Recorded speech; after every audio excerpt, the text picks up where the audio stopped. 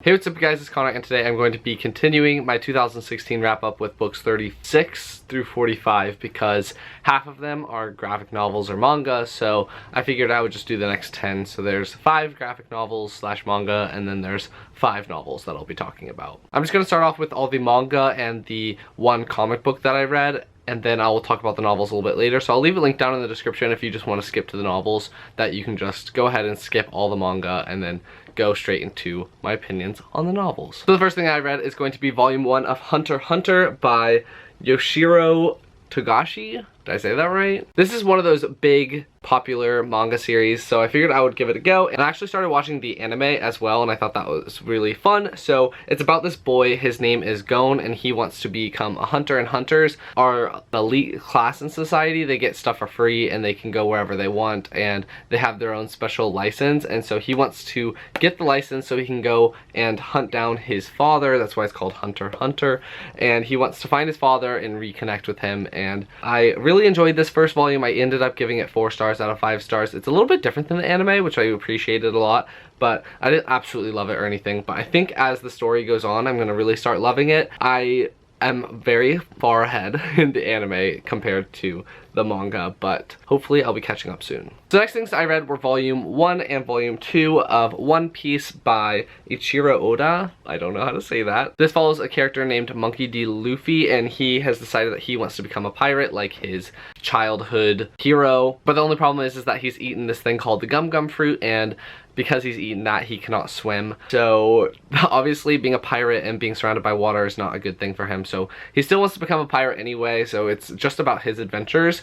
And I already started caring a lot about the characters in the first book, so I ended up giving the first volume 5 stars, and I gave the second volume 4 stars. Still really enjoying it. It's going to be one of those series that I've decided that I'm going to continue sooner rather than later. So I have the 3rd volume, and so I'll be reading that sometime soon. The next thing I read is volume 13 of Fairytale. This kind of starts the next arc in the story. There was like a little bit of remnant stuff from the last arc, so I ended up giving this 4 stars because I wasn't as interested in it as I was in all of the other ones, but I still really much enjoyed it. This is about a character named Loxus, who is the grandson of the master of the Fairytale Guild, and he starts to cause strife within the guild, and it's super funny. I just love Fairytale. I don't want to talk about it anymore. There we go. And the last graphic novel comic book thing I read was volume 1 of Birthright. This was given to me by Kristen from What's Kaufman, so I decided to read this and see how it was. It's a fantasy comic book, and if you want to check out the art, this is what it looks like. I forgot to do all the art for all the other ones, but you can just look it up. This is about a family, and the dad and the son are playing catch before the son's surprise birthday party, but while they're playing catch, the son goes missing, and then he comes back a year or so later, and he's grown up like 30 years in a year. So there's a whole bunch of drama with that. It takes place in the present world where the son has come back and he's 30 years old, and then it also takes place right after he was taken into this fantasy world, and so there's 2 different time periods, and there's also 2 different worlds that you're following, and I really enjoyed it. I ended up giving this 4 stars. I really like the artwork, and I think the story is going in directions that I'm really excited for, so I will definitely be continuing along with this series. I think the 2nd volume just came out recently, so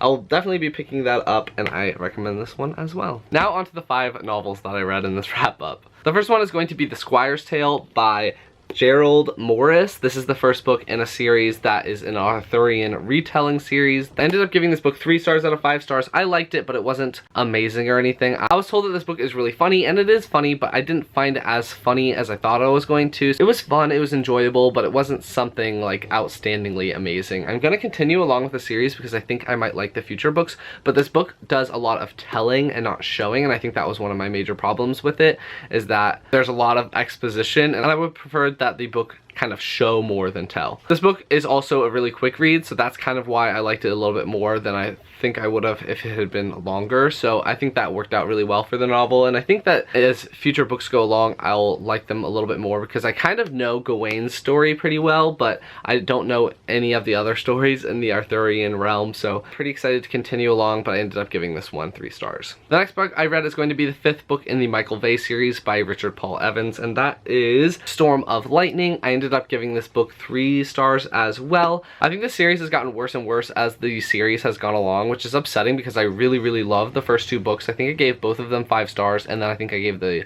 3rd book 4 stars, and then the 4th and 5th books I both gave 3 stars to. It's about a boy and basically a bunch of other children that find out that they have powers based off of electricity, and so Michael can create this like pulse throughout his skin so he can shock people if he's touching them or if they're touching metal near to him. And some other children have some other powers, so I think that the power system and the magic system sort of in this world is very interesting, but I think that the plot has definitely suffered as the series has gone on because literally nothing happens in this book pretty much. It's just kind of them going from place to place, kind of running away, and that's pretty much it. There's not very much to it. So I think that this book's set up well for the next book, so I think that the next book is going to have a lot of action, but this book didn't really have anything going on for it, and so I don't really know what's going on with this series. I think I might wait until after the next book comes out and see what people say about it, because I think this is the lowest rated book for the whole series. Maybe the first book, because most first books in series are rated lowest, but I think this one might be close to it, so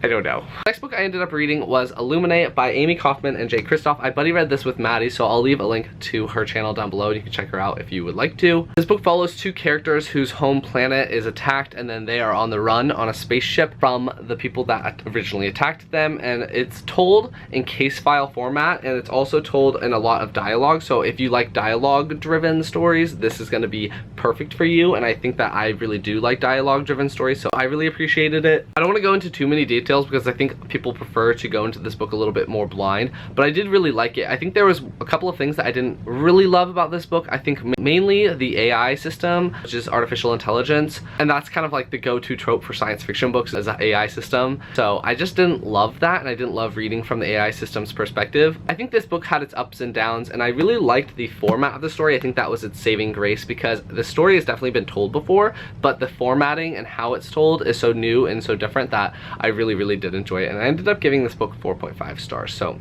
definitely going to be continuing along with this one, along with everyone else on BookTube. The next book I read is Challenger Deep by Neil Schusterman. This is a young adult novel that follows a character named Caden who starts to suffer from schizophrenia. I did a full review on this and I loved this book. I ended up giving it 5 stars, so if you want to see any of my thoughts on that, I will leave the link to my review down in the description and also in the card symbol, and you can check that out, but definitely recommend this one. 5 out of 5 stars.